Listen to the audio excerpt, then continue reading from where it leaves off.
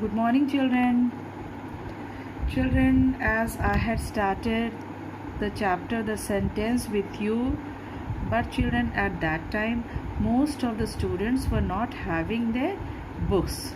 So, children, for the benefit and welfare of those students who have just purchased the book or arranged the books, so it is sounding quite nice that somehow you have arranged some books.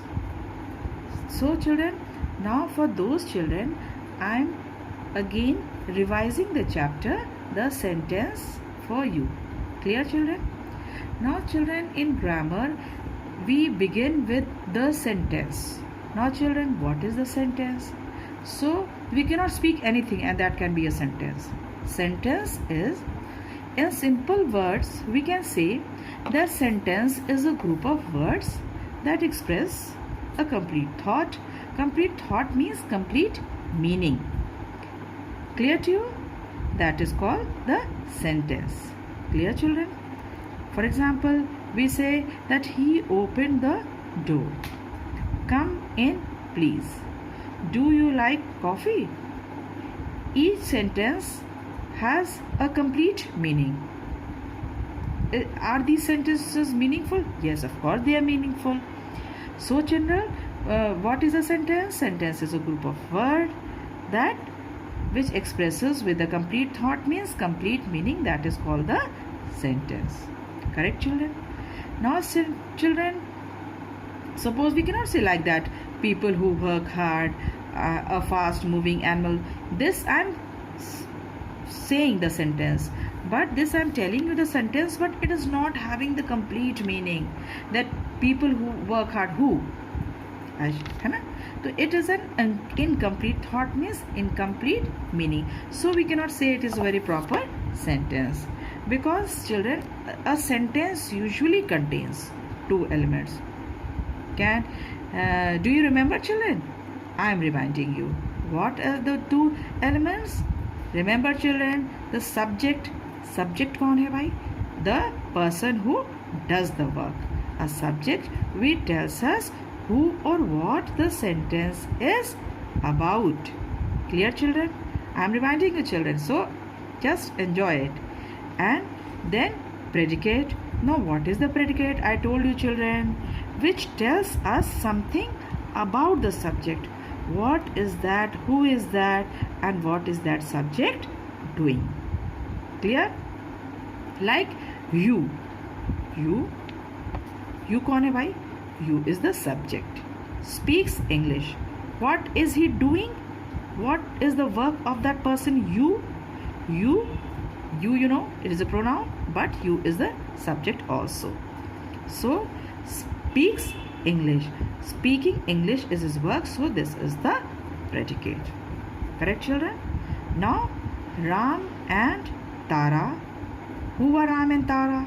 Ram and Tara, both of them are subject. Speak English when they are working. So what is their work?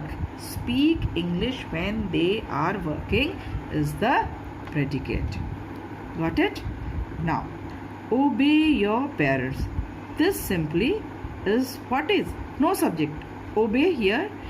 Obey, that means it has been said to you by someone, and that subject is hidden.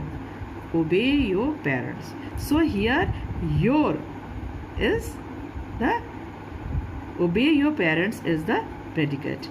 In the above subject you is hidden. Obey, some order is giving to you now. So here you is hidden. You cannot say in the air that obey your parents. Somebody is saying to somebody na, that obey. So here you is hidden. Got it, children? This much is clear to you? Now a sentence. Remember, children, always you forget. Again I am reminding you. A sentence always begins with a capital letter. You often do this mistake. A sentence, I again and again tell you, it begins with a capital letter and ends with the full stop, a question mark, or an exclamation mark according to the sentence. For example, all animals need food. All animals need food. What is your name? Look at the giant. So each of the sentence, first one, all animals need food, ends with a full stop. Here, what is your name? I'm asking. When you are asking, interrogating, then it becomes the question. And look at the giant. Look at the giant. That means I'm showing something with an feeling, expression. Look at the giant. Look at the giant. So giant is a giant, quite different. So after the giant, it will be an exclamation mark. So children, this much is clear to you. Now we are going to do the classification of sentences. What are the classification of sentences? In the classification of sentences, children, suppose a sentence can be classified on their nature and structure. Now what is the nature and structure? The nature and the structure, it depends upon the sentences. So you can classify as, have you heard about the assertive or declarative sentence? What are the assertive and declarative sentence, children? Just try to remind. These are the sentences. You can also say affirmative also or negative also. So you can, affirmative is, children, always the, you can say positive sentence or affirmative sentence. Honesty always pays. This is an affirmative sense. And negative, with a negative word, you can say something we are saying about no, something which we are not agreeing to do.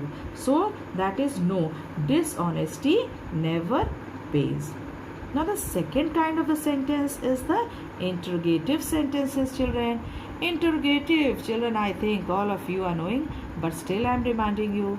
These sentences denote a question or interrogation and always end with a question mark. These sentences usually begin with an auxiliary or WH question word. Auxiliary, children, what is an auxiliary?